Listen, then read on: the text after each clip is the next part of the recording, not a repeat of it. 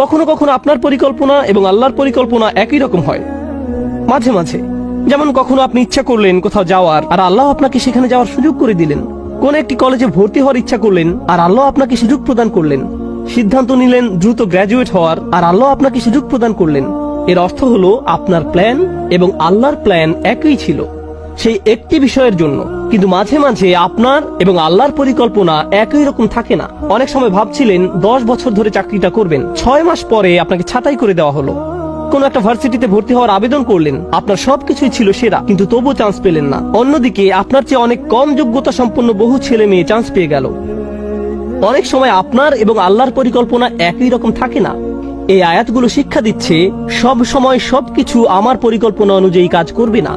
তবুও আমাকে পরিকল্পনা করে যেতে হবে, তবুও আমাকে চেষ্টা করে যেতে হবে। কিন্তু দিন শেষে আল্লাহ সিদ্ধান্ত নিবেন পরিকল্পনাটি বাস্তবায়িত হবে কি হবে না। আযকুর রব্বাক